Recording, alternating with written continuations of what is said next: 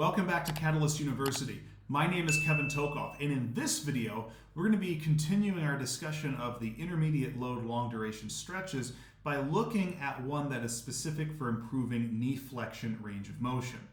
So you've got a patient that had a total knee replacement. Could have been another procedure, but this is most common in the total knee replacement population.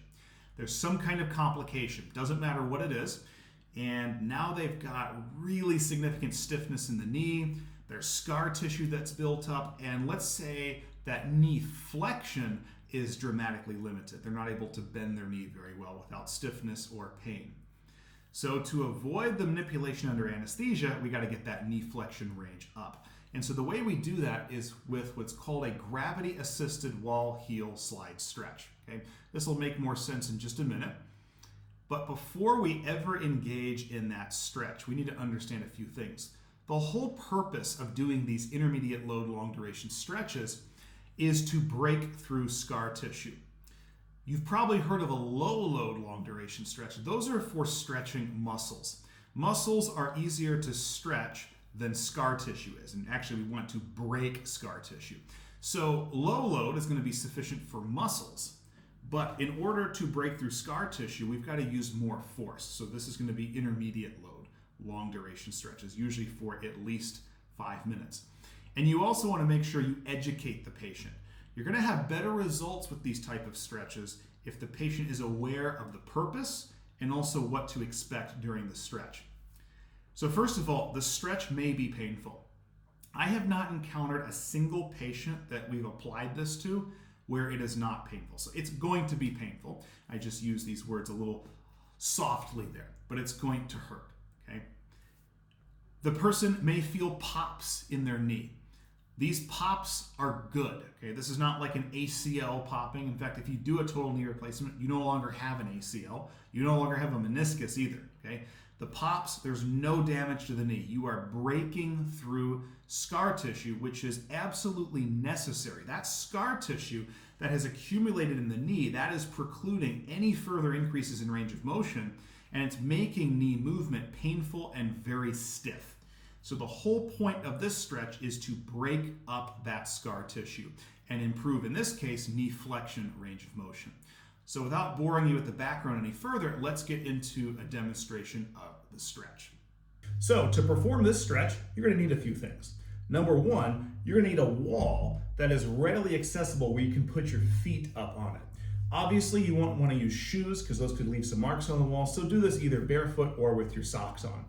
Number two, you might need some kind of a treatment table like this. You don't have to have it, but it is very helpful because you can get on the treatment table on your back, put your feet up on the wall. Unless you've got a bed or a sofa that's already strategically placed against a wall like this, you'll probably have to get down on the floor.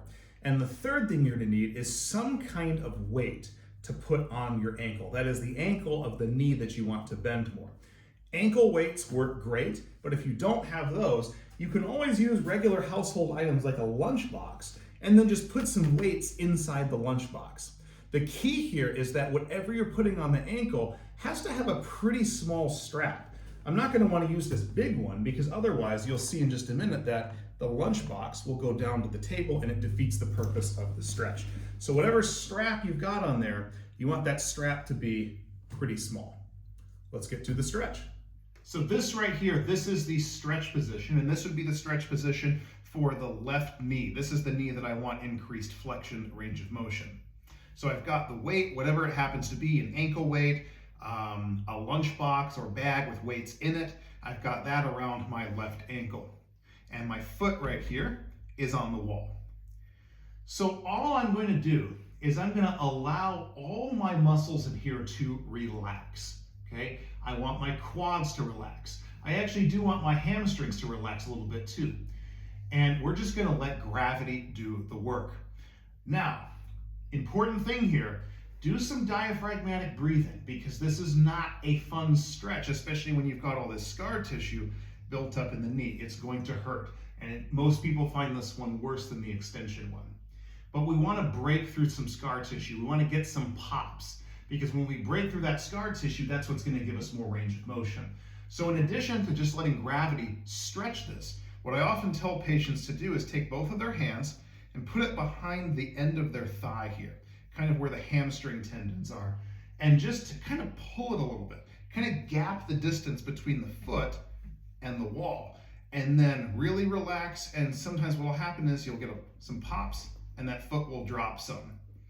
Now, I never tell patients to overdo this, okay? We want to sit here for maybe 30 seconds to a minute before doing that again.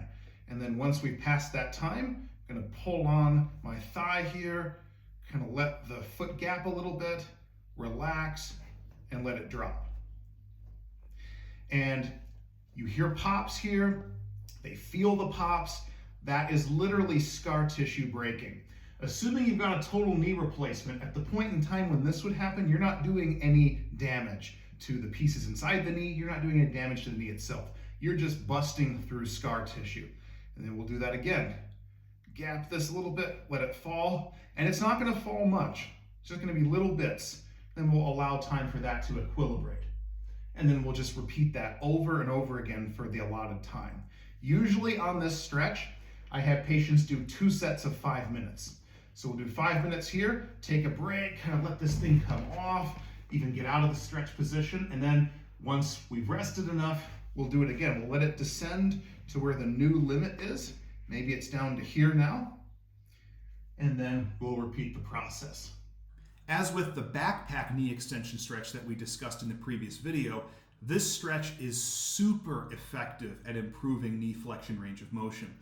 One of the very first patients that I had a lot of success with this on was a patient that had an ACL reconstruction, so it wasn't a total knee, but she had some complications after the surgery because she had the flu while she did the surgery. And we can get into the ethics of doing the surgery with that in another video. But the whole idea was the nervous system was very sensitized, and for weeks after the surgery, she had no tolerance to getting that knee to bend. And so scar tissue accumulated, and she was at risk of having to have the manipulation. I ultimately took her from about 65 degrees of flexion to 125 degrees.